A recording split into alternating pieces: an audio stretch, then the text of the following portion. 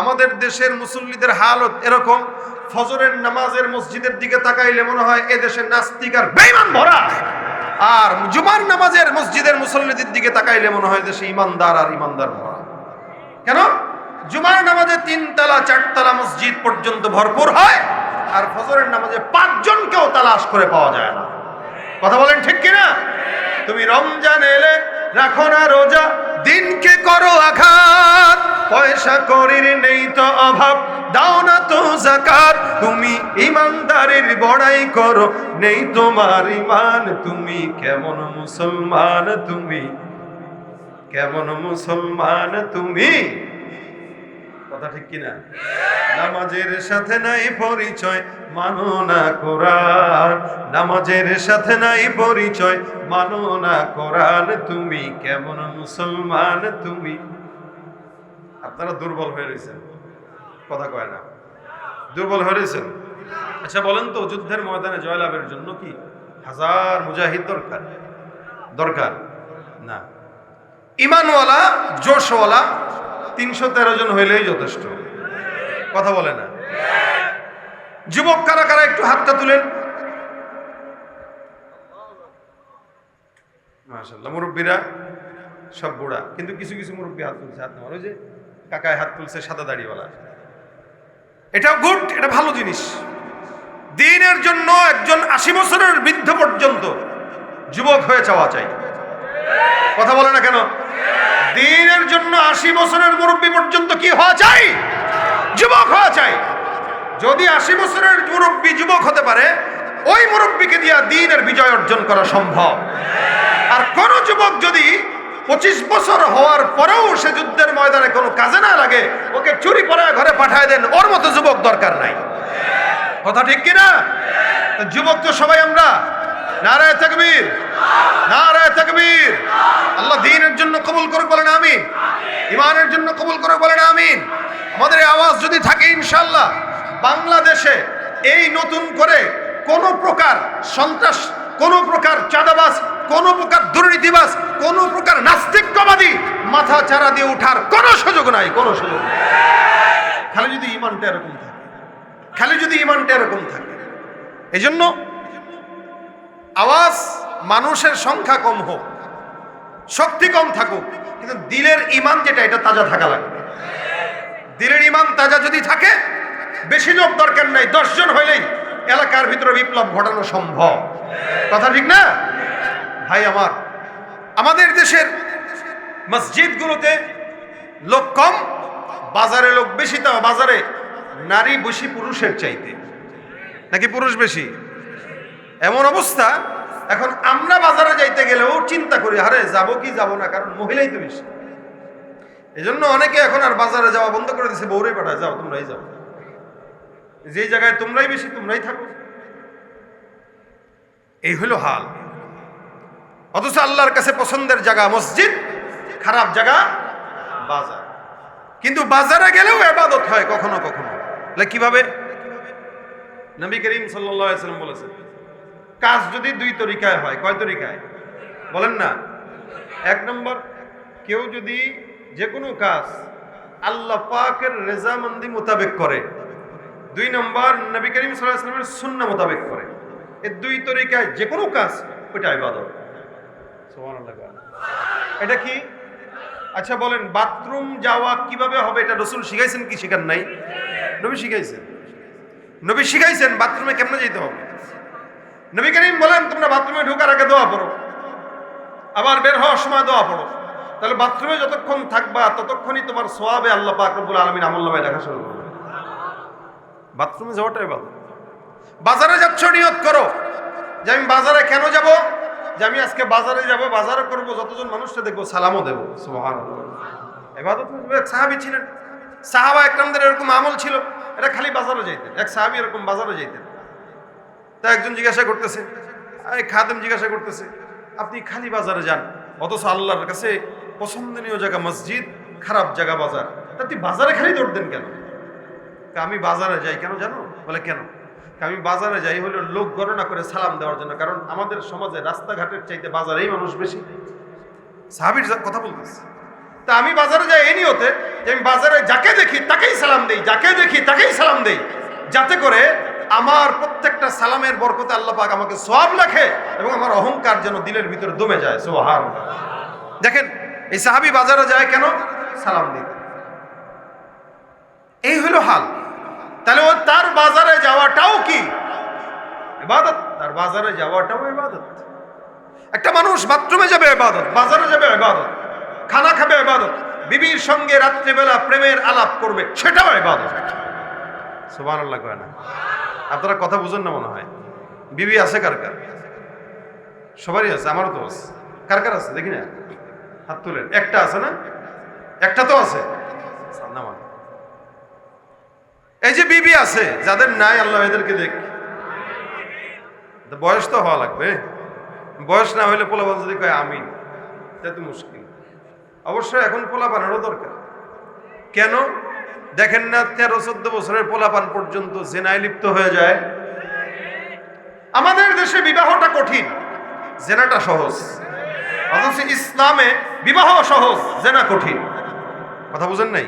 ইসলামে বিবাহ কি সহজ, জেনা কি? আমাদের দেশে ব্যভিচার সহজ, বিবাহ এজন্য জেনা বাড়তেছে। তো বিয়ে করেছেন, রাত্রেবেলা বিবির সঙ্গে বসে বারান্দায় চাঁদ দেখবেন আর চাঁদের দিকে তাকায় তাকায় বলবেন, আরে ও আকাশের চাঁদ কি আর তেমন সুন্দর, আল্লাহ পাক আমার চাঁদের চাইতেও তোমারও সুন্দর বানাইছে। কারে বলবেন এটা? বিবিকে বলবেন। বিবেকে যদি মহাব্বতে এই কথাটা বলতে পারেন, আল্লাহর কসম এই কথাটা আপনার ইবাদত হবে, নফল ইবাদতের সওয়াব হবে।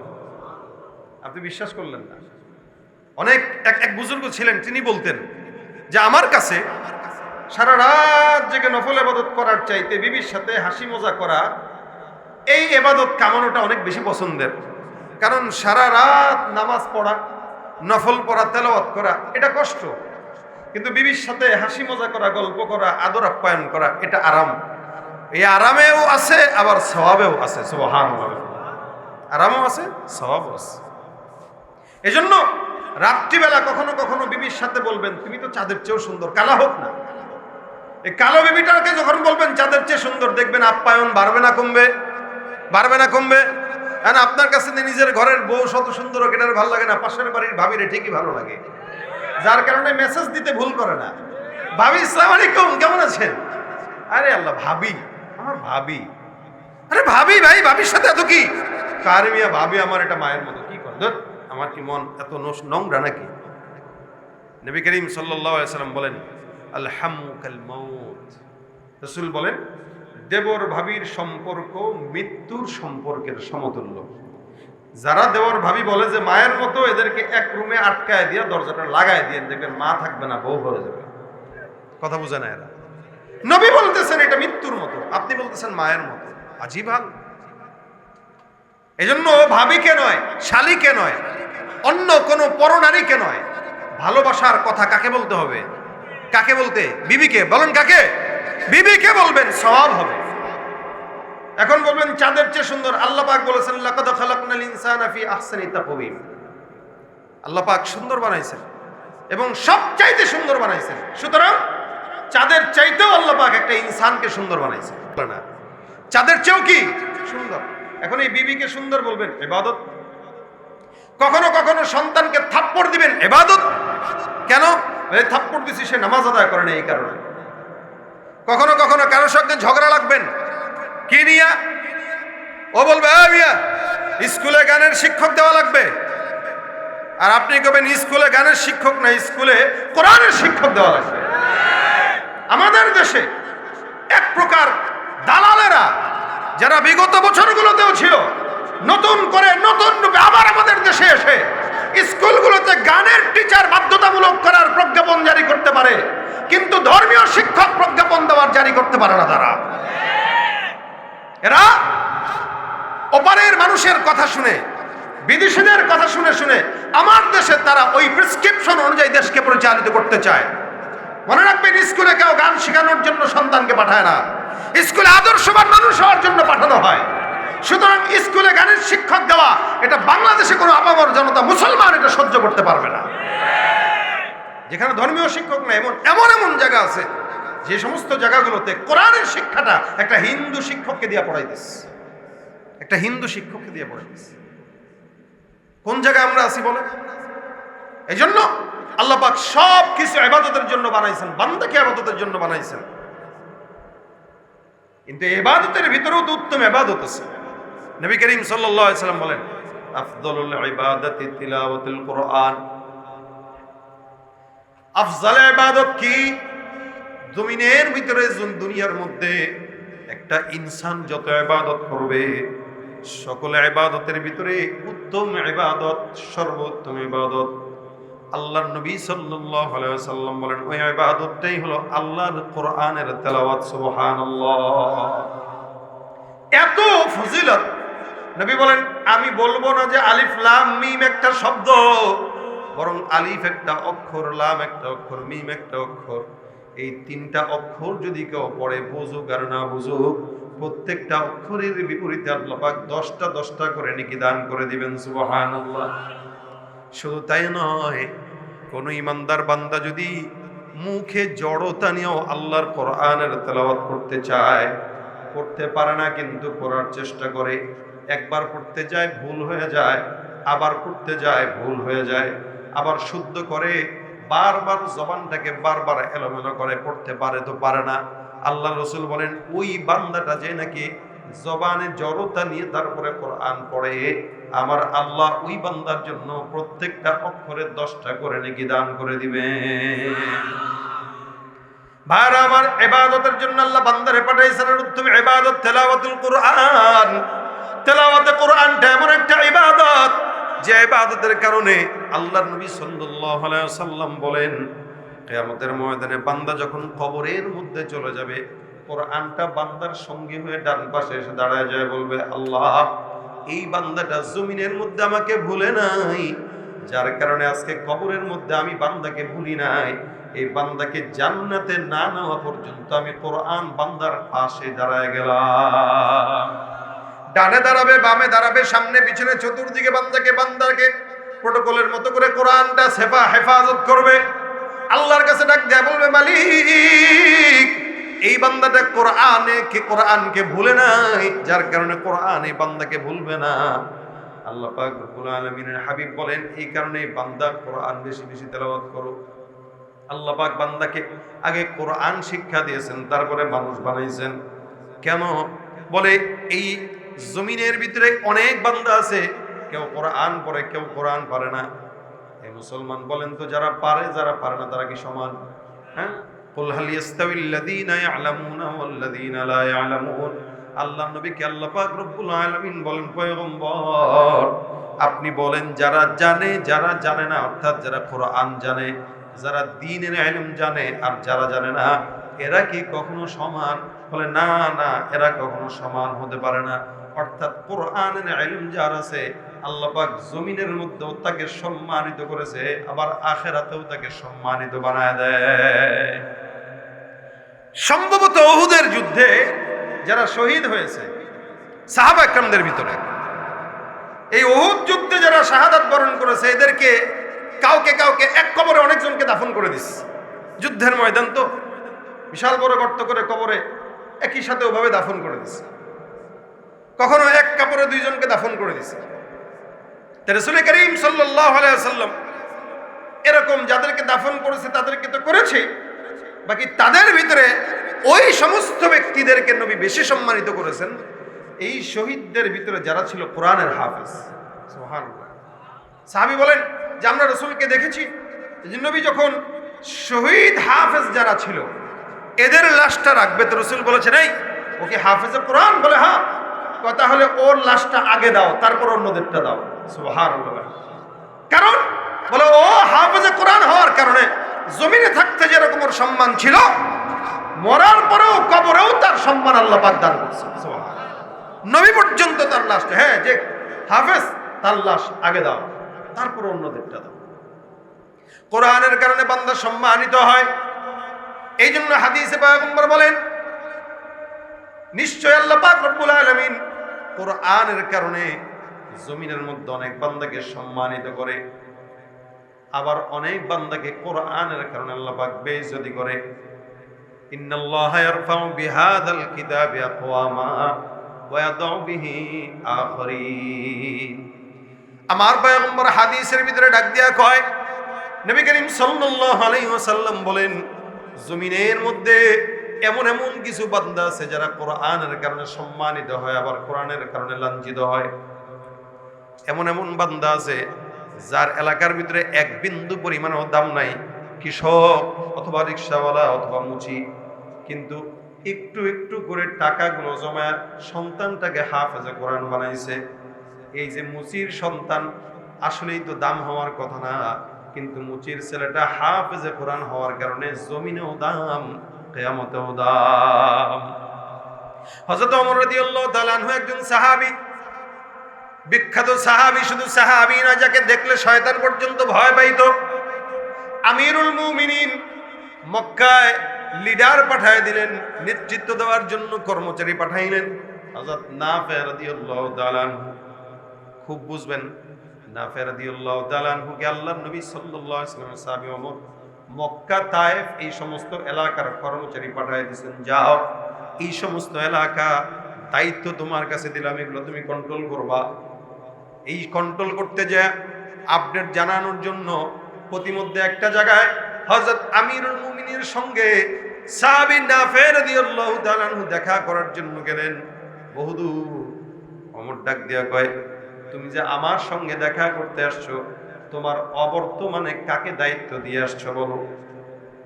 অর্থাৎ এলাকার প্রতিনিধি চলে গেছে, মনে করেন অনেক দিনের জন্য। এত দিনের জন্য যে তুমি গেলা, তুমি কাকে রেখে গেলা?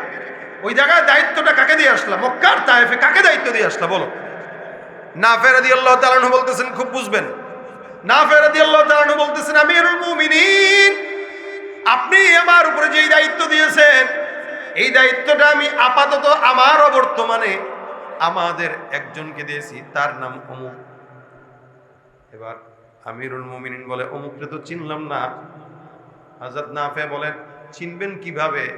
আমাদের যত গোলাম আছে, এই গোলামদের মধ্যে সে একটা গোলাম, তাকে আমি আজাদ করে দিয়েছি। সুবহানাল্লাহ। আচ্ছা বলেন তো, গোলামের দাম বেশি না কম? কম। বেশি না কম? কম।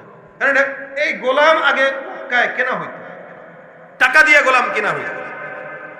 গোলাম আজাদ করতো মানুষ, তখন সে স্বাধীন। গোলাম একটা, তাকে আজাদ করা হয়েছে, এরকম গোলামের কাছে মক্কা আর তায়েফের দায়িত্ব অর্পণ করে আমিরুল মুমিনের সাথে দেখা করতে গেছে।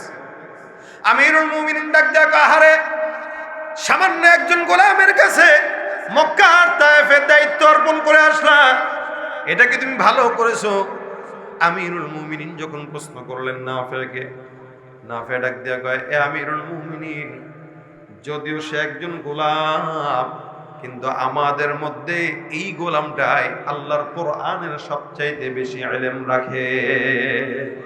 সুবহানাল্লাহ ওয়া বিহামদিহি। যদিও সে গোলাম, কিন্তু কোরআনের জ্ঞান তার কি কম না বেশি? অনেক বেশি। আমাদের ভিতরে এই লোকটার জ্ঞান অনেক বেশি, যার কারণে আমি তাকে ওই জায়গার দায়িত্ব অর্পণ করে আসলাম। হযরত আমিরুল মুমিনিন ওমর ডাক দেয়া কয়, ইন্নাল্লাহ, আরে পয়গম্বর মুহাম্মদুর রাসূলুল্লাহ সাল্লাল্লাহু আলাইহি ওয়াসাল্লামের কথাই তো সত্য।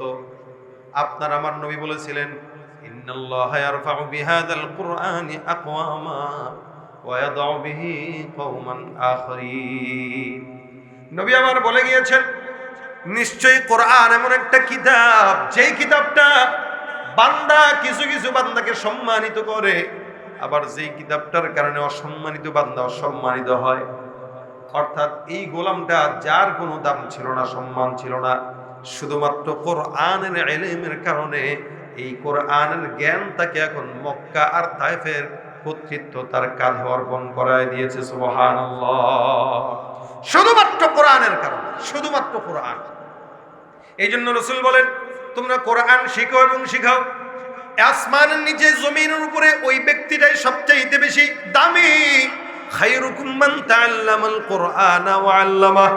আল্লাহর নবী সাল্লাল্লাহু আলাইহি ওয়াসাল্লাম বলেন, জমিনের মধ্যে যেই বান্দা কোরআনের ইলম শেখে আর শিখায়, আসমানের নিচে জমিনের উপরে আল্লাহর কাছে ওই বান্দাটার সম্মান সবচাইতে বেশি দামি।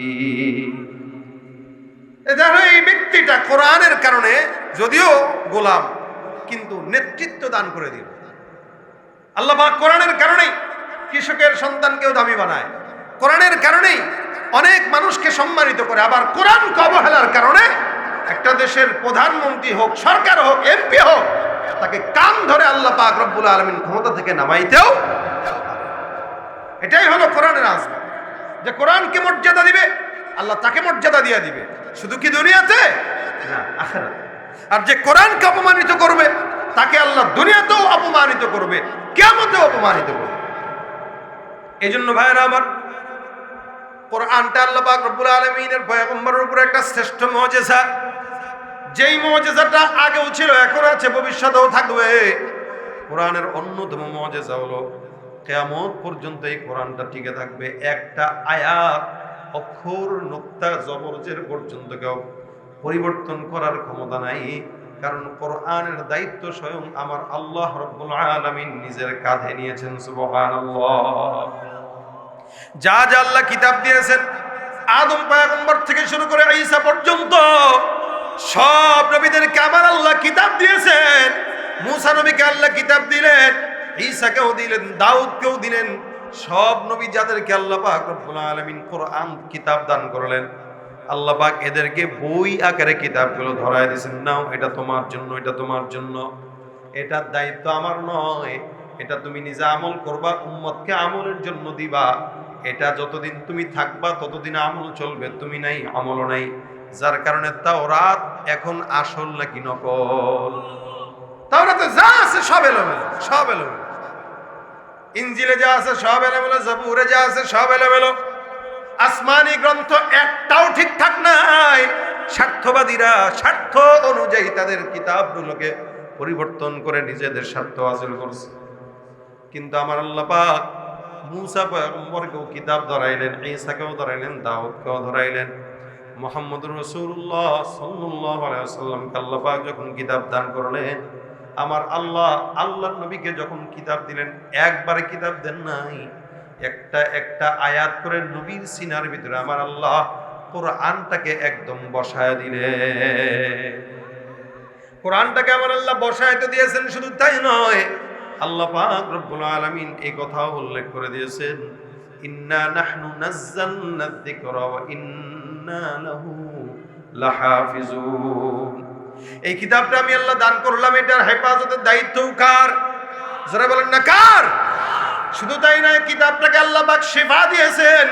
অনুনাজ্জিলু মিনাল কুরআনি মা হুয়া শিফা, অনুনাজ্জিলু মিনাল কুরআনি মা হুয়া শিফা ওয়া রাহমাতুল লিল মুমিনিন ওয়া লা ইয়াজিদুজ জালিমিনা ইল্লা খাসারা। আল্লাহ পাক রব্বুল আলামিন কোরআনটাকে শুধু বান্দার হেদায়েতের রাস্তা বানাইছেন তাই নয়, বান্দার যত অসুস্থতা থাকুক না কেন, আমার আল্লাহ পাক প্রত্যেকটা অসুস্থতার রোগের ঔষধ হিসাবে এই কোরআনটাকেও আল্লাহ পাক নাজিল করেছেন। ভাই, ইয়াকিন করবেন তা আল্লাহ পাক আপনার ইয়াকিন অনুযায়ী আপনার উপরে উনার কর্ম হাসিল করায় দেবে। এজন্য আল্লাহ পাক হাদিসে বলেন, হাদিসে কুদসিতে, আনা ইনদা যন্নি আবদি বি, বান্দা আমার উপরে যতটুকু ধারণা রাখবে আমি ততটুকু দেব। আপনি যদি ধারণা রাখেন যে আমি আল্লাহ দ্বীনের পথে চলবো, তুমি সাহায্য করো, আল্লাহ আপনাকে দ্বীনের রাস্তা যত আছে সব সহজ করে দিবেন, কোনো বাধা থাকবে না। কারণ আপনার আল্লাহর উপরে আশা আছে, ভরসা আছে যে আমি যদি চলতে চাই আল্লাহ সাহায্য করবে, আমার বিশ্বাস। খালি ইয়াকিন করেন আর শুরু করেন, আল্লাহ সহজ করবে। আপনি যদি মনে করেন আমি এটা করবো, ওইটা করবো, এই করবো, আল্লাহ মনে হয় আমার সাহায্য করবো, আমি নেমে যাই, আল্লাহ আপনাকে অবশ্যই সাহায্য করবে। আর আপনি যদি মনে করেন না আরে করবো যে পারবো না, মনে হয় আল্লাহ আমার মতো মানুষকে আর সাহায্য করবে। ভাই, আল্লাহ যেমন একজন আলেমের জন্য, আল্লাহ তেমন আপনার মতো গুনাহগারের জন্য। আল্লাহ যেরকম একজন বুজুর্গের জন্য, আল্লাহ তেমন আমাদের মতো খামখেয়ালি মার্কা বান্দার জন্য। কিন্তু আল্লাহ বলেছেন, বান্দা আমার প্রতি ধারণা যতটুকু রাখবা আমি ততটুকু দেব। এই জন্য কেউ যদি আল্লাহর দিকে 1 হাত আগায় তো আল্লাহ তার দিকে 2 হাত আগায় যায়। কেউ 1 বিঘা আগায় তো আল্লাহ তার দিকে 1 হাত আগায় যায়।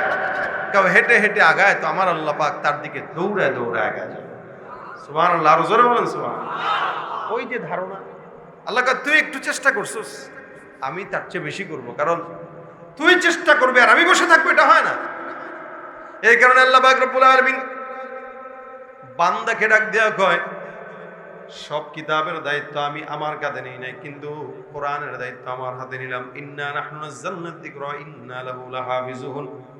যার কারণে আখিরি জামানার নবীর বিদায় হওয়ার পর থেকে আজ পর্যন্ত ১৫০০ বছর হতে লাগলো, এখনো পর্যন্ত কোরআনের একটা নুক্তাও কেউ পরিবর্তন করার দুঃসাহস করতে পেরেছে? পারবেও না ইনশাআল্লাহ। কেন? ওই যে একদিকে হাফেজ মারবেন, শেষ করবেন, দেখবেন অন্যদিকে অন্য কোনো হাফেজ দাঁড়ায় গেছে। আপনারা মনে করছেন এই দেশে স্কুলের ভিতরে এমনি এমনি গানের টিচার দিয়ে দিবেন আর আমরা মেনে নিব? ভাইরা আমার, যে দেশের মসজিদে বাচ্চাদের মুক্তবার কায়দা দিয়া শুরু হয়, সকালবেলা আজানের ধ্বনি দিয়ে যে দেশের সকাল শুরু হয়, ওই দেশের মসজিদগুলোতে আজানের ধ্বনি হয়, মক্তবে কোরআন তেলাওয়াতের ধ্বনি হয়। সে দেশের ভিতরে কেউ গানের টিচার দিয়া আমার দেশের যুবকদেরকে, বাচ্চাদেরকে কোরআন থেকে দূরে সরায় রাখবে, আপামর তাওহীদি জনতা কোনোদিন বেঁচে থাকতে মেনে নিতে পারে না, পারে না, পারে না। যে দেশের মাটি থেকে গন্ধ আসে ওই কালেমার, সে দেশের আকাশ ছুঁয়ে রয়ে দাঁড়িয়ে কত মিনার। যে দেশের মাটি থেকে গন্ধ আসে ওই কালেমার, সে দেশের আকাশ ছুঁয়ে রয়ে দাঁড়িয়ে কত মিনার। আজানের সুরে সুরে জীবন যাদের বেড়ে ওঠা, আজানের সুরে সুরে জীবন যাদের বেড়ে ওঠা, সে দেশে আজকে কেন নাস্তিকতার ঘন ঘটা। দেশটা নয়তো কারো বাপের ভিটা, করবে মন চাহিলেই যখন যেটা। ঠিক না ভাইরা আমার? কোরআনের তেলাওয়াত দিয়ে মসজিদের মক্তব শুরু হয়। রাসূল করিম সাল্লাল্লাহু আলাইহি ওয়াসাল্লাম বলেন, সাহাবীদেরকে একবার বলতেছেন, হাদিসটা শুনেন। নবী বলেন, এই সাহাবা একরাম, দুইটা এলাকার নাম বলেছেন, নাম বলে বলতেছেন, তোমরা কি পছন্দ করো অমুক এলাকা আর অমুক এলাকায় তোমরা যাবা, আর সেখান থেকে তোমরা কোনো গুনাহ করা ছাড়া, অন্যায় কাজ করা ছাড়াই দুইটা কি বলে কাঁধ কুজা উট, অর্থাৎ বড় দুইটা উট নিয়ে আসবা, এটা কি তোমরা পছন্দ করো? বলে, ইয়া রাসূলুল্লাহ, অবশ্যই আমরা পছন্দ করি, কারণ দুইটা উট, এত বড় বড় দামি উট নিয়ে আসবো আমরা। শর্ত হইল গুনাহ করতে পারবো না, অন্যায় করতে পারবো না, আত্মীয় সম্পর্ক ছিন্ন করতে পারবো না। রাসূল পারবো। নবী বলেন, হ্যাঁ, কোন ইমানদার যদি সকালবেলা মসজিদে বসে বসে নামাজের পরে কোরআন শিখে অথবা তেলাওয়াত করে, আল্লাহ পাক ওই বান্দাকে ওই মসজিদে 1 আয়াত 2 আয়াত 3 আয়াত তেলাওয়াত করার কারণে 1টা 2টা 3টা দামি উট পাওয়ার চাইতেও বেশি সওয়াব দান করে দিবে। তাহলে সকালে মসজিদে মক্তবে যে কোরআন তেলাওয়াত চালু হয়, এটা আমরা করি নাই, রাসূল সাল্লাল্লাহু আলাইহি ওয়াসাল্লাম নিজে উদ্বুদ্ধ করে দিয়েছেন।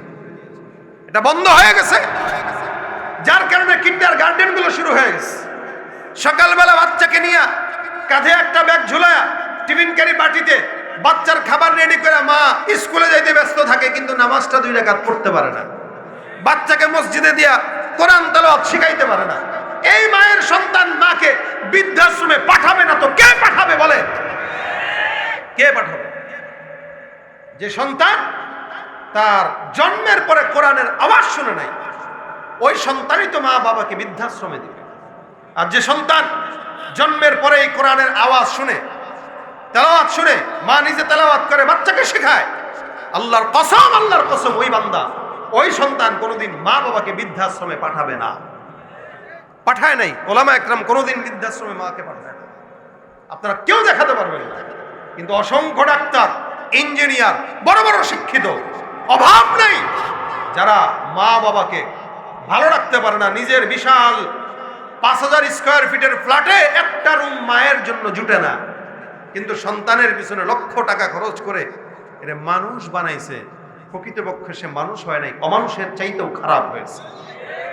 এই জন্য আল্লাহ বলেন, আর রহমান আল্লামাল কোরআন খালাকাল ইনসান, কোরআন শিখাইছি তারপরে মানুষ বানাইছি। মানে দেখবেন মাদ্রাসায় বাচ্চা নিয়ে এসে কয় কি, হুজুর এটারে মানুষ বানায় দিয়েন, বলে কিনা? মানুষ আনছে, মানুষের বাচ্চা, গরুর বাচ্চা তো আনে নাই, ছাগলের বাছুর তো আনে নাই, আনছে মানুষ, বলতেছে মানুষ বানায় দেয়। কেন বলে? এটা যে মানুষের সাইজ দেখতেছেন, দেখা যায় মানুষের মধ্যে, মানুষ হয়নি। কখন হবে? কোরআন যখন শিখবে তখন হবে। কথা কয় না? কোরআন যখন শিখবে, আল্লামাল কোরআন খালাকাল ইনসান। আগে যে কোরআন শিখবে আল্লাহ তাকে মানুষ বানায় দিবে।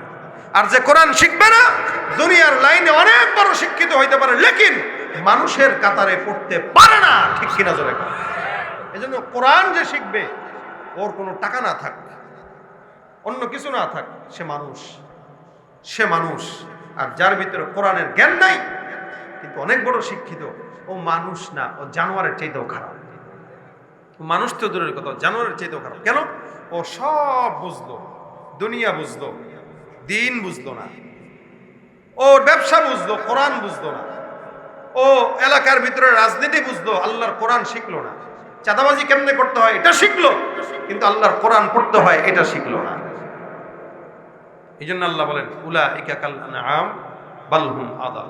এগুলা হায়াওয়ানের চেয়েও খারাপ, জানোয়ারের চেয়েও খারাপ। কেন? যার কাছে কোরআনের জ্ঞান নেই, রাসূল বলেন ওর মতো মিসকিন আর দুনিয়া থেকে হতে পারে না। কোরআনের জ্ঞান যার কাছে নাই, সে কি আসলে টাকা না থাকলে মানুষ ফকির বলে যে এটা ভুয়া কথা। বরং যার যত টাকা কম, হিসাব কম, এবং ধনীর 500 বছর আগে গরিব জান্নাতে যাবে। সুবহানাল্লাহ। ধনীর 500 বছর আগে গরিব জান্নাত। ভাই গরিব, আমার নবী গরিব ছিলেন। আমরা অনেক বড় লোক হইতে চাই না, তবে আল্লাহর কাছে দোয়া করি আল্লাহ সচ্ছলতার জিন্দেগি দেন।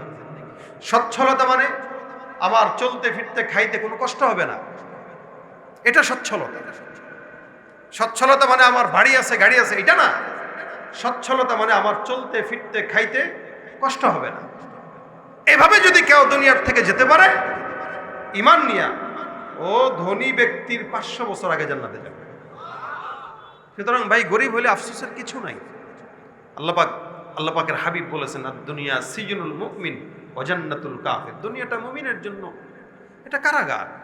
এখানে কষ্ট থাকবে, এখানে ব্যথা থাকবে, এখানে আযাব থাকবে, এখানে মামলা থাকবে, এখানে মুকদ্দমা থাকবে, এখানে জমি নিয়ে কেউ টান দিয়ে নিয়ে যাবে, এখানে কখনো কখনো কেউ জুলুম করবে। এটাই দুনিয়া মুমিনের জন্য। কিন্তু মনে রাখবেন, প্রত্যেকটা জুলুমে, প্রত্যেকটা অন্যায়ে, প্রত্যেকটা আঘাতে, হাত্তাকে নবী বলেন কেউ যদি খেজুরের কাঁটা তার পায়েও ঢুকে, এই খেজুরের কাঁটা পায়ে ঢুকলে যে আঘাত পাইলো, এই আঘাতেও আল্লাহ পাক সওয়াব দান করে, গুনাহ মাফ করে। কত বড় কথা চিন্তা করেন। কেউ যদি একটা পিঁপড়ার কামড়ও খায়, আল্লাহ পাকের হাবিব বলেন আল্লাহ পাক তার গুনাহ মাফ করায় দেয়। কেউ যদি একটা খেজুর গাছের আঘাতও তার গায়ে লাগে, আল্লাহ পাক তার গুনাহ মাফ করায় দেয়। আলহামদুলিল্লাহ। আল্লাহ যদি বিপদ দেয়, দোয়া করবো আল্লাহ বিপদ মুক্ত হায়াত দেন। কিন্তু যদি দিয়েই দেয়, তাহলে বুঝবো এই মুহূর্তে আল্লাহ আমাকে পছন্দ করছেন, যার কারণে দিয়েছেন। অবশ্যই এই বিপদের বিপরীতে আল্লাহ পাক আমার গুনাহ মাফ করতেছেন। এটাই মুমিনের শিক্ষা, এটা কোরআনের শিক্ষা। এটা যদি কোরআনের জ্ঞান না থাকে, তখন বলবো আল্লাহ তুমি কি খালি আমারই দেখছো? আছে না আল্লাহর এই বদদোয়া, আল্লাহ তুমি খালি আমারই দেখছো। অমুকে এই করছে, অমুকের বলা বিদেশ যায়, কত কিছু করছে, আমার বলা কিচ্ছু বললো না। আল্লাহ আমার কপালে বুঝে এই ছিল। আল্লাহর গালি দেওয়া শুনে যে দিনের জ্ঞান নাই, মিসকিন। ওর মতো ফকির আর কে হতে পারে? ওর মতো মিসকিন কে হতে পারে যার ভিতরে কোরআনের ইলম নাই, জ্ঞান নাই? এজন্য ভাইরা আমার, কোরআনের ইলম আর কোরআনের জ্ঞান সবচাইতে দামি জিনিস। এটার মতো দামি জিনিস আর কারো নাই। এটার সম্পদ যার ভিতরে আছে, ও উভয় জগতেই কামিয়াবি। এটার সম্পদ যার ভিতরে নাই, ও উভয় জগতেই মিসকিন আর ফকিন্নি। কথা কয় না? কিসে ফকিন্নি? ফকিন্নি। এ কারণে প্রত্যেক দিন অন্তত কোরআন শিখেন, পড়তে পারেন কি না পারেন। ওই যে নবী বলেছেন, তুমি মসজিদে যায় কোরআনের একটা আয়াত পড়বা, আর অমুক এলাকা থেকে 2টা উট নিয়ে আসার যতটুকু ফায়দা হইতো তার চেয়ে বেশি ফায়দা হবে একটা আয়াত কোরআন পড়লে। সাহাবীরা কয় হুজুর আমাদের উট দরকার নাই, আমাদের উটের সমপরিমাণ সওয়াব হলেই দরকার, আর কিছু দরকার নেই। আর যে 2টা এলাকার নাম রাসূল বলছেন, ওই 2টা এলাকা, একটা মক্কা থেকে 70-80 কিলোমিটার, আর একটা 150 কিলোমিটার দূরে। তো নবী করিম সাল্লাল্লাহু আলাইহি ওয়াসাল্লাম বলেছেন, সুতরাং তোমরা মনে করতেছো ওখানে গেলে উট পাবো 2টা, যাই, তা উটের চাইতে তো আরো বেশি সওয়াব আল্লাহ দিচ্ছে। তুমি পাশের ঘরের মসজিদে, পাশের মসজিদে বসে বসে ইবাদত করো, তেলাওয়াত করো, এটাতে বেশি সওয়াব। তাহলে সকালবেলা যদি ফজরের নামাজ পড়েন মসজিদে বসা, অন্তত পড়তে পারেন কি না পারেন, একটা পৃষ্ঠা তেলাওয়াত করেন। আল্লাহ নবীর কথা যদি সত্য হয়, এক পৃষ্ঠায় যদি 15টা আয়াত থাকে তো আল্লাহ পাক 15টা উটের সওয়াবই হতে দিবে ইনশাআল্লাহ। অর্থাৎ 15টা উট পাইলে যতটুকু ফায়দা হইতো তার চেয়ে বেশি ফায়দা আল্লাহ দিচ্ছে, বেশি ফায়দা দিচ্ছে। এই জন্য রসুল অন্য হাদিসে বলেন, দেখেন ভাই, এটা আপনি চাইলেই পড়তে পারবেন না, আমি চাইলেই পড়তে পারবো না। আল্লাহ রসুল বলেন, মাই ইউরিদিল্লাহু বিহি খায়রান ইউফাক্কিহু ফিদ্দীন। আল্লাহ পাকের হাবিব বলেন, এটা আল্লাহ যার কল্যাণ চায়। আল্লাহ যদি কারো কল্যাণ চায়, কল্যাণ মানে আল্লাহ চাইতেছে যে আমাকে দুনিয়াতে সম্মান দিবে, আল্লাহ চাইতেছে আমাকে দুনিয়াতে টাকা দিবে, আল্লাহ চাইতেছে আমাকে দুনিয়াতে ইজ্জত দিবে, আল্লাহ চাইতেছে দুনিয়াতে আমাকে সুন্দর একটা নেককার বিবি দিবে, আল্লাহ চাইতেছে দুনিয়াতে আমাকে নেককার সন্তান দিবে, আল্লাহ চাইতেছে দুনিয়াতে আমার পাড়া প্রতিবেশী যারা থাকবে এরা নেককার থাকবে, আল্লাহ চাইতেছে দুনিয়াতে আমার এমন একটা বস থাকবে যে বুজুর্গ, আল্লাহ চাইতেছে দুনিয়াতে আমার এমন কর্মী থাকবে যে বুজুর্গ। এই যে সব কিছু বললাম, এগুলো সব হইল কল্যাণ। এগুলো কি? এগুলো কি কল্যাণ? মাই ইউরিদিল্লাহু বিহি খায়রা, আল্লাহ যার কল্যাণ চায়। কল্যাণ মানেই টাকা না, কল্যাণ মানেই সম্পদ না। অর্থাৎ দুনিয়াতে যা কল্যাণ দরকার সব কল্যাণ আল্লাহ চায়। নেককার সন্তান, এটা একটা কল্যাণ। ঘরে নেককার একটা বিবি, কল্যাণ। সুন্দর একটা বিবি, কল্যাণ। মা ভালো হওয়া, কল্যাণ। বাবা আলেম হওয়া, বুজুর্গ হওয়া, কল্যাণ। সম্পদ থাকা, কল্যাণ। মানুষকে দান করতে পারা, কল্যাণ। নিজে ইলম শিখতে পারা, কল্যাণ। নিজের ছেলেকে শিখাইতে পারা, কল্যাণ। শিখতে পারলাম না তো দিনের সাথে লেগে থাকবো, কল্যাণ। অর্থাৎ যত কল্যাণ আছে দুনিয়াতে, নবী বলেন আল্লাহ যদি কারো কল্যাণ চায়, আল্লাহ পাক রব্বুল আলামিনের হাবিব বলেন ইউফাক্কিহু ফিদ্দীন, আল্লাহ তাকে কোরআনের জ্ঞান দিয়ে দেন। সুবহানাল্লাহ। তার মানে যে কোরআনের জ্ঞান পাইলো সবচাইতে ধনী ব্যক্তি সে, আর যে পাইলো না কত কিছুই নাই, না দুনিয়া না আখিরাত। এই জন্য বাচ্চাকে স্কুলে পড়ান আপত্তি নেই, বাচ্চাকে কলেজে দেন আপত্তি নেই, কিন্তু তার আগে দ্বীনি মাদ্রাসাগুলোতে দেন, এই ইসলাহুল উম্মায় দেন। এখানে দিয়ে বাচ্চাটাকে কোরআন শেখান। অন্তত আল্লাহর কসম করে বলতে পারি, আপনার বাচ্চাই আপনার জন্য দোয়া করবে, অন্য 5টা সন্তান আপনার জন্য দোয়া করবে না। এটা মিলায় দেখেন। 5টা ছেলে আছে, 4টারে ডাক্তার বানাইছেন, ইঞ্জিনিয়ার বানাইছেন, হ্যান বানাইছেন, তেন বানাইছেন, আর একটারে কোনো মতে গরিব শরীফ কালা দেখে এটারে মাদ্রাসায় পড়াইছে।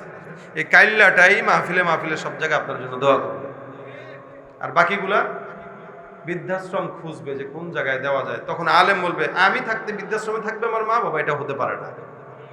ওই আলেম ধরে আপনাকে তার ঘরে রাখবে। বেতন কত? 10,000।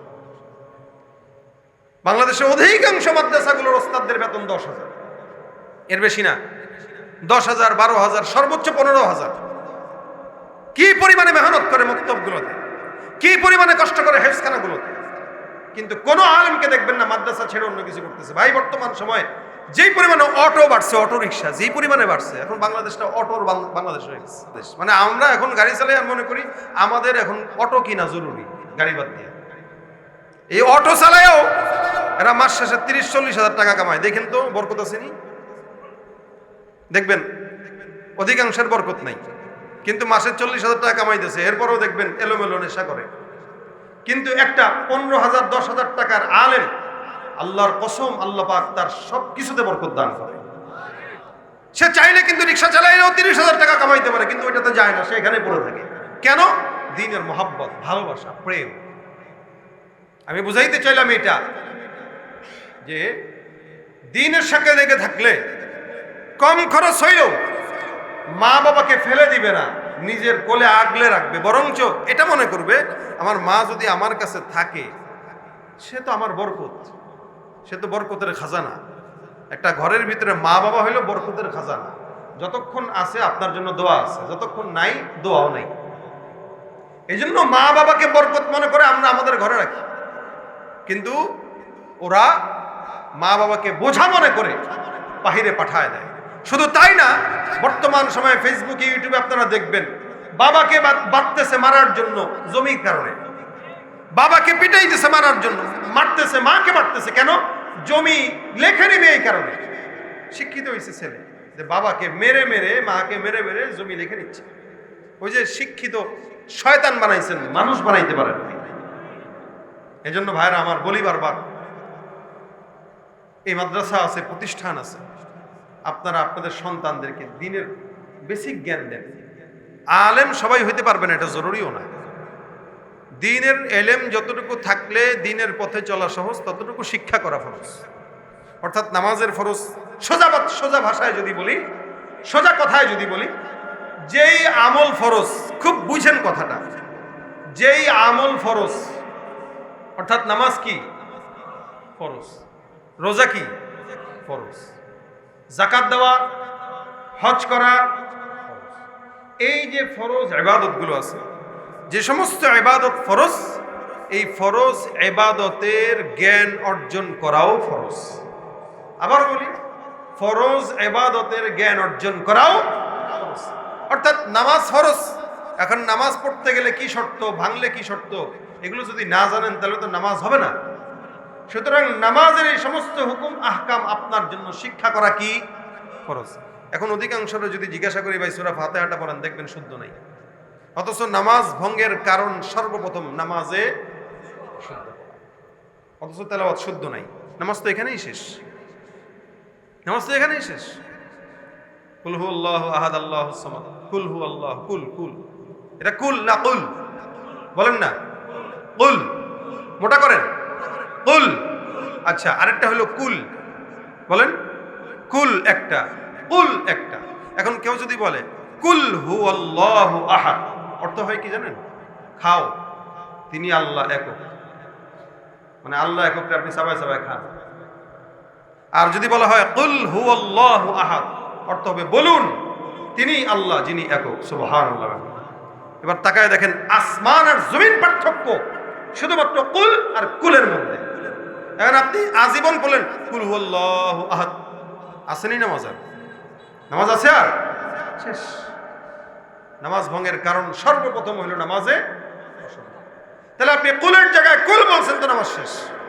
এই জন্য নামাজ যেহেতু ফরজ, এই নামাজ কেন্দ্রিক যত ইলম আছে সব অর্জন করা ফরজ। তার মানে কোরআন শুদ্ধ করাও, এটা আপনি স্বাভাবিকভাবে মনে করলে হবে না। রোজা রাখা ফরজ, রোজার যে ইলম আছে এগুলো অর্জন করাও কি ফরজ। এভাবে প্রত্যেকটা ফরজ আমলের ইলম অর্জন করা ফরজ। ঠিক তেমনই ভাবে যে আমলটা নফল, এই নফল ইবাদতের আমল শিখাটাও, ইলম শিখাটাও নফল। সুন্নত ইবাদতের আমল ইলম শিখাটাও সুন্নত। এইভাবে যতটুকু বেসিক জ্ঞান না অর্জন করলে না, ততটুকু অর্জন করা ফরজ। এখন আমাদের এই সমাজে 1000 মানুষের ভিতরে, 1000 মানুষের ভিতরে মোটামুটি 990 জনেরই জ্ঞান নাই, দ্বীনের বেসিক জ্ঞান নাই। যার কারণে প্রত্যেকটা জায়গায় আমরা এলোমেলো করে ফেলতেছি।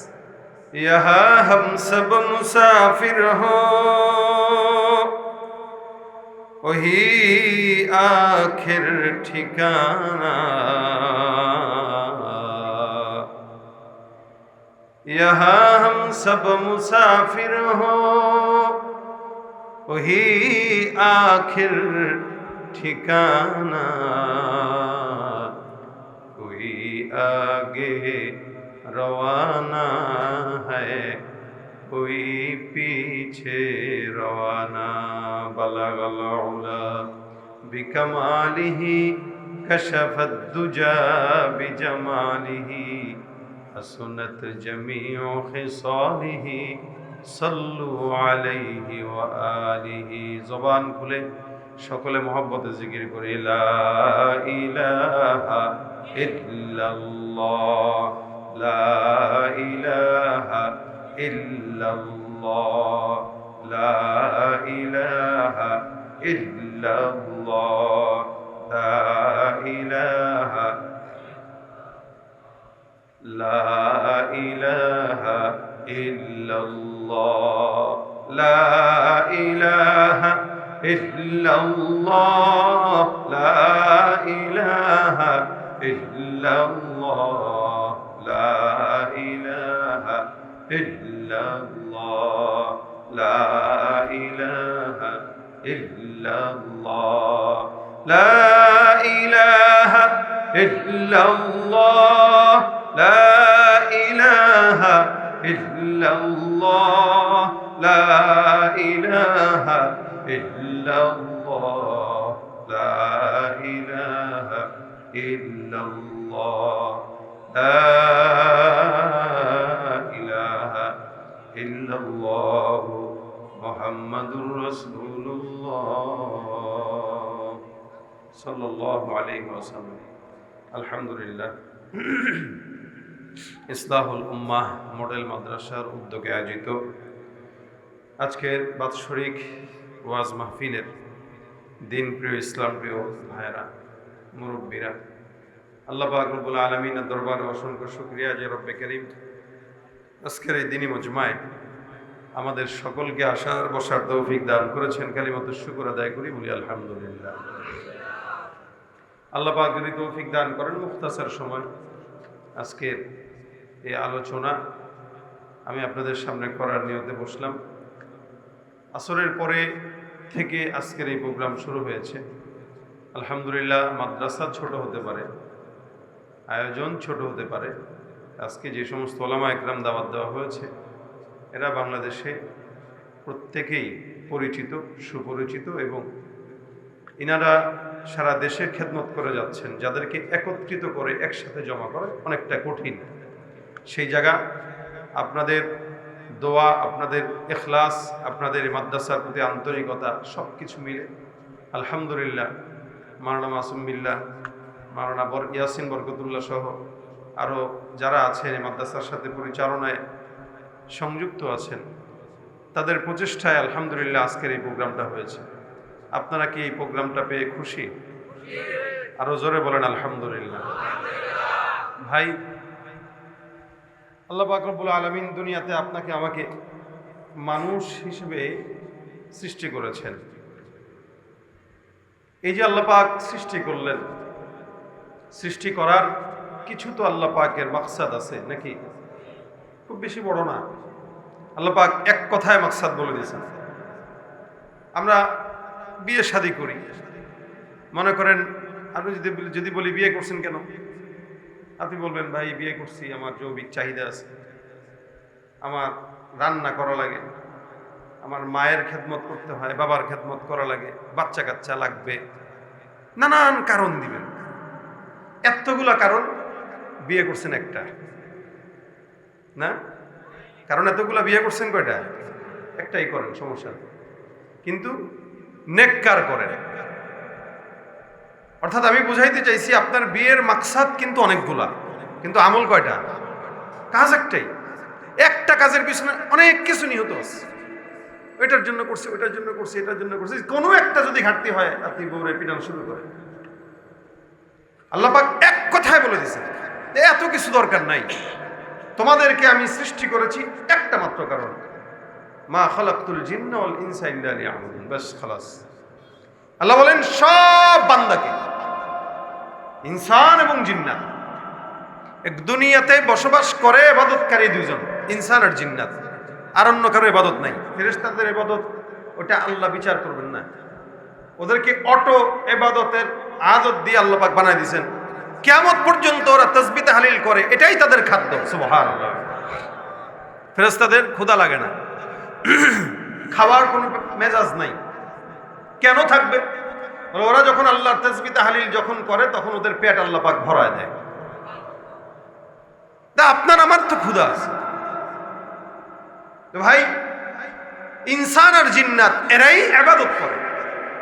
আল্লাহ পাক বলেন এদেরকে এক কথা, বাস, মা খালাকতুল জিন্না ওয়াল ইনসা ইল্লা লিয়াবুদুন, শুধুমাত্র আমার ইবাদতের জন্য পাঠিয়েছি, বাস খালাস। এখন আসেন, ইবাদতটা কি? ইবাদত কি শুধু নামাজ আদায় করা? কি মনে হয় আপনাদের?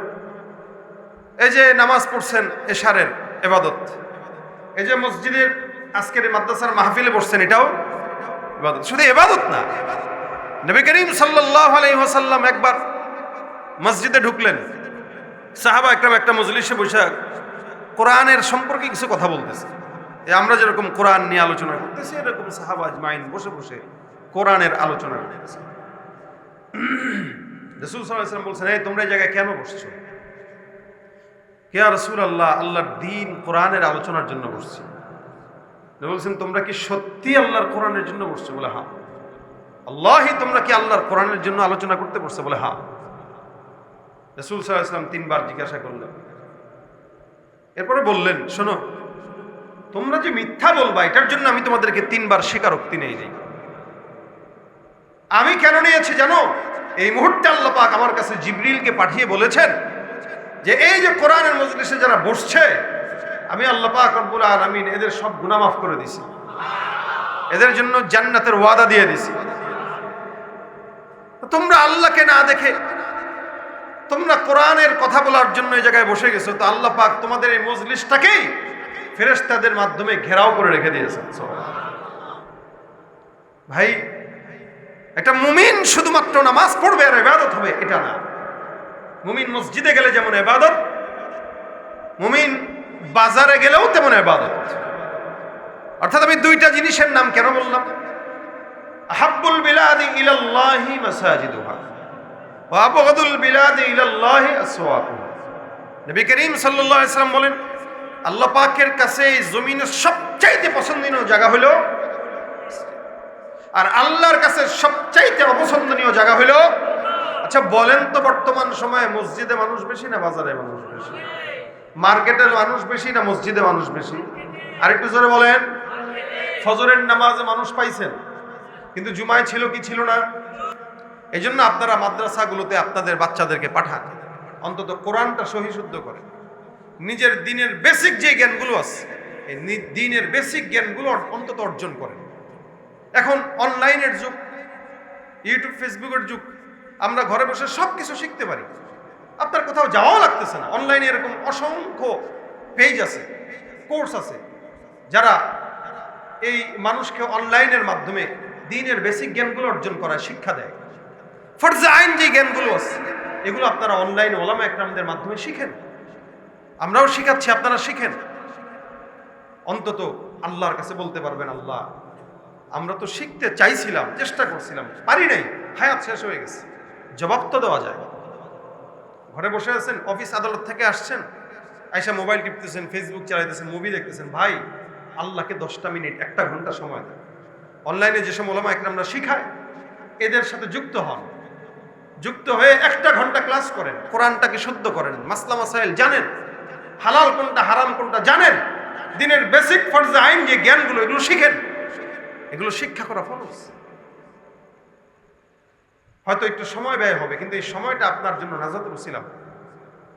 এই জন্য আমরা দোয়া করি আল্লাহ পাক যেন আমাদের সকলকে দ্বীনের সহি ইলম দান করে, সহি ইলম দান করে, গলত ইলম না। একা একা বললেন, আপনি মনে করবেন ওলামা একরামের কাছে শিখবো কেন, আমি তো একা বই করলেই পারি, আবার হুজুরদের কাছে যাব, শিখবো, টাকা দিব, সময় নষ্ট করব। হ্যাঁ ভাই, ওস্তাদ ছাড়া ছাত্র যদি মাতবরি করে ওই ছাত্র গাতায় পড়ে। ওস্তাদ ছাড়া শিখে যদি গাড়ি চালাইতে যান গাতায় পড়বেন। এই জন্য প্রত্যেকটা জায়গার ওস্তাদ আছে, ওস্তাদ ছাড়া কেউ বড় হইতে পারে। এই জন্য একজন আলেমের তত্ত্বাবধানে থেকে দিন শিখেন, তাহলে আল্লাহ পাক সহি দিন শিখার তৌফিক দিবে। আল্লাহ পাক আমাদের সকলকে সহি দিন শিখার তৌফিক দান করবে।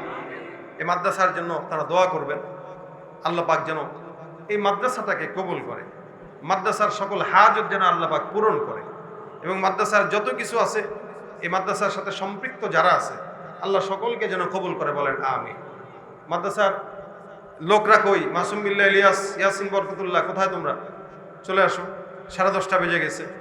আল্লাহ পাক রব্বুল আলামিন এই মাদ্রাসাটাকে এরা গত বছর শুরু করেছে, গত বছর থেকে এই পর্যন্ত আলহামদুলিল্লাহ মাদ্রাসার উন্নতি হয়েছে, এবং আপনারাও মাদ্রাসার সাথে আছেন আলহামদুলিল্লাহ।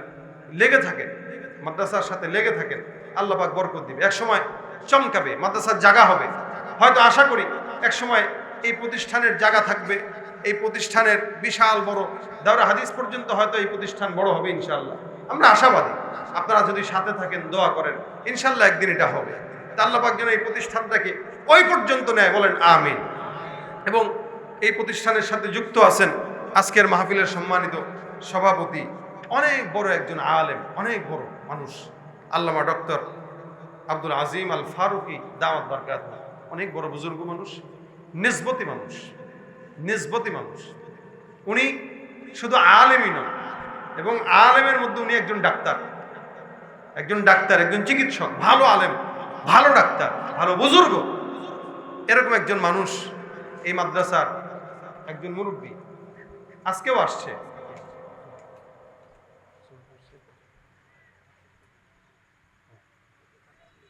আলহামদুলিল্লাহ, আলহামদুলিল্লাহ বলেন। আল্লামা মুস্তাকুন নবী সাহেব দামাত বারকাতুহুল আলিয়া হযরত চলে আসছে। আলহামদুলিল্লাহ। হযরত খানা খাচ্ছেন, 5 মিনিটের ভিতরে চলে আসবেন, খানা শেষ পর্যায়ে। ধৈর্য আছে না বসার? ইনশাআল্লাহ। হাকিমুন নফস যাকে বলা হয়। আলহামদুলিল্লাহ, আল্লাহ পাক রব্বুল আলামিন উনার মাধ্যমে যে খেদমত করতেছেন, এই খেদমতটাকে আল্লাহ পাক আম করে দেখ এবং এই সমস্ত সওয়াবের ভাগীদার যেন আমাদেরকেও বানায়। হযরত আসবেন, দিল থেকে কথা বলবেন, দিলের কথাগুলো শুনবেন ইনশাআল্লাহ। ভাইরা আমার, এই প্রতিষ্ঠান আপনাদের এবং আব্দুল আজম ফারুকী সাহেব উনিও আছেন, মুস্তাকুন নবী সাহেব হুজুরও আছেন। আপনারা, আমি আগেই বলেছি, আজকের এই প্রোগ্রামে মোটামুটি হেদায়েতুল্লাহ আজাদি সাহেব ছিলেন, ইসমাইল বুখারী কাশিয়ানি ছিলেন এবং মুস্তাকুন নবী সাহেব আসছেন, আমি আসছি। আল্লাহ পাক রব্বুল আলামিন এই যে আজকের এই প্রোগ্রামটা ছোট পরিসরে হইলেও, অল্প সময়ের ব্যবধানে হইলেও এত সুন্দর করে চমকায় দিয়েছেন। আলহামদুলিল্লাহ, আমরা আশাবাদী এই প্রোগ্রামটা আমাদের নাজাতের উসিলা হবে। আল্লাহ পাক যেন আজকের এই প্রোগ্রামটাকে কথা বলতেছি, কথা মাঝখানে, আল্লাহ পাক এই প্রোগ্রামটাকে নাজাতের উসিলা বানায়। পাশাপাশি মাসুম বিল্লাহ ইলিয়াস আছে, আপনারা তার পাশে থাকবেন তো ইনশাআল্লাহ? বিরোধিতা করবেন তো? হ্যাঁ, কারা কারা বিরোধিতা করবেন হাতটা উঠান। আল্লাহু আকবার দিয়ে তুমি কি হাত তুলছো নাকি? আল্লাহু আকবার দিয়ে অনেকে আছে না, ককটেল মারছে অনেকে। আল্লাহু আকবার দিয়ে আমাদের দেশে অনেক কিছু হয়। তো এইটারে কেউ আল্লাহু আকবারের ধ্বনিকে নিজের স্বার্থে ব্যবহার করে, কেউ আবার দিনের স্বার্থে ব্যবহার করে। আমরা দিনের স্বার্থেই ব্যবহার করবো ইনশাআল্লাহ। যে মাসুম বিল্লাহ ইলিয়াস সাহেব আছেন, ইয়াসিন বরকতুল্লাহ আছেন, এরা আমাদের খুব স্নেহের, খুব আদরের, খুব ভালোবাসার। এই জন্য আমরা যখনই বলে আমরা চলে আসি এবং আমরা বিশ্বাস করি ওদের এই মেহনতগুলো ইনশাআল্লাহ আল্লাহ পাক এক সময় চমকায় দিবে ইনশাআল্লাহ। আল্লাহ পাক আমাদেরকেও চমকায় দেখ, বলেন আমিন। এখন আমরা সকলে মিলে একটু মজা করে নাতে রাসূল গাবো ইনশাআল্লাহ। এর ভিতরে হুজুর চলে আসবেন। আল্লাহ পাক রব্বুল আলামিন হুজুরের জবান দিয়ে যা বলাবেন এগুলো দিল থেকে শুনবেন, আমলের নিয়তে শুনবেন এবং আমল নিয়তে শুনবেন না, শুধু আমল করার জন্য শুনবেন এবং বাসা পর্যন্ত নিয়ে যাবেন। আল্লাহ পাক তৌফিক দান করুন, যারা বলেন আমিন। ইশকে নবী পারেন? পারেন? আপনাদের আওয়াজ দুর্বল, জোরে বলেন ইশকে নবী জিন্দাবাদ, ইশকে নবী জিন্দাবাদ, ইশকে নবী জিন্দাবাদ, ইশকে নবী জিন্দাবাদ, ইশকে নবী ইশকে নবী জিন্দাবাদ, ইশকে নবী জিন্দাবাদ, ইশকে নবী জিন্দাবাদ। আমার মনের ভুবন জুড়ে উঠলো যখন চাঁদ, তারার মিছিল কোরাস ধরে বলল মুহাম্মদ। আমার মনের ভুবন জুড়ে উঠলো যখন চাঁদ, তারার মিছিল কোরাস ধরে বলল মুহাম্মদ। ঝিঝির দোলও দুরুদ সুরে নামলো খুশি রাত দুপুরে, ঝিঝির দোলও দুরুদ সুরে নামলো খুশি রাত দুপুরে। সেই খুশিতে জাগলো ধরা, চললো ক্ষমার পরম্পরা। মনের আকাশ আনলো মনে দূর মদিনার চাঁদ। ইশকে নবী, ইশকে নবী, জোরে ইশকে নবী, ইশকে নবী। হয় না, আওয়াজ হয় না, আওয়াজ হয় না, তাহলে বাদ শেষ করে দিই না। আমি এরকম মহিলা মানুষ নিয়ে আমি ওয়াজ করতে চাই না ভাই। আপনারা মহিলাদের মতো বসে রয়েছেন এবং মহিলাদের মতোই আওয়াজ দিতেছেন, জোরে ইশকে নবী, ইশকে নবী, ইশকে নবী, ইশকে নবী জিন্দাবাদ, ইশকে নবী, ইশকে নবী, ইশকে নবী জিন্দাবাদ, ইশকে নবী, ইশকে নবী জিন্দাবাদ, ইশকে নবী, ইশকে নবী, ইশকে নবী জিন্দাবাদ। রক্ত কণায় দফায় দফায় উঠে শিহরণ, মুহাম্মাদের নামের সুরে গায় পাখি যখন, আকুল সুরে শিল্পী কবি গাইলে প্রেমের নাতে নবী, আকুল সুরে শিল্পী কবি গাইলে প্রেমের নাতে নবী। মন হয়ে যায় পাগল পারা, নামায় দু চোখ অশ্রু ধারা, দিল পরিবেশ দুরুদ সুরে চায় দিদারের সাথ। ইশকে নবী, ইশকে নবী জিন্দাবাদ, ইশকে নবী, ইশকে নবী, ইশকে নবী জিন্দাবাদ, ইশকে নবী, ইশকে নবী জিন্দাবাদ, ইশকে নবী, ইশকে নবী, ইশকে নবী জিন্দাবাদ, ইশকে নবী, ইশকে নবী, ইশকে নবী জিন্দাবাদ, ইশকে নবী জিন্দাবাদ, ইশকে নবী। রাসূলের প্রেম থাকবে তো ইনশাআল্লাহ, কোরআনের প্রেম থাকবে তো ইনশাআল্লাহ। সমাধান চাও যদি জীবনে মরণে, ফিরে যাও খুঁজে নাও, জোরে, সমাধান চাও যদি মরণে, ফিরে যাও খুঁজে নাও, চোখ রাখো কোরআনে, তবেই পাবে সুখ শান্তির ঠিকানা, তবেই পাবে সুখ শান্তির ঠিকানা, যদি মেনে নাও তুমি মনে প্রাণে। সমাধান চাও যদি ফিরে যাও খুঁজে নাও, চোখ রাখো কোরআনে, সমাধান চাও যদি জীবনে মরণে, ফিরে যাও খুঁজে নাও। তাহার পরশ পেয়ে পাথর হলো সোনা, সন্দেহ ভুল নেই যার একটি কণা, এ যে এক বিপ্লব, পিছে ফেলে যত সব এগিয়ে চলে সে অগ্রপানে। সমাধান চাও যদি জীবনে মরণে, ফিরে যাও খুঁজে নাও, চোখ রাখো কোরআনে, সমাধান চাও যদি জীবনে, ফিরে যাও খুঁজে নাও, চোখ রাখো কোরআনে। এ বাণী সকলের নয় শুধু মুমিনের, যারাই চলবে মেনে ফল পাবে কোরআনের। এ বাণী সকলের নয় শুধু মুমিনের, যারাই চলবে মেনে ফল পাবে কোরআনের। ঘরে বলো কিংবা রাষ্ট্রে বলো, ঘরে বলো কিংবা রাষ্ট্রে বলো, অশান্তি দূর করে শান্তি আনে। সমাধান চাও যদি জীবনে মরণে, ফিরে যাও খুঁজে নাও, চোখ রাখো কোরআনে। সমাধান চাও যদি জীবনে মরণে, ফিরে যাও খুঁজে নাও, চোখ রাখো কোরআনে। সমাধান, ও সমাধান। যা শুনলাম বললাম, আল্লাহ পাক সবকিছুর উপর আমল করার তৌফিক দান করুক। আমা তৌফিক ইল্লা বিল্লাহ। আসসালামু আলাইকুম ওয়া রাহমাতুল্লাহ।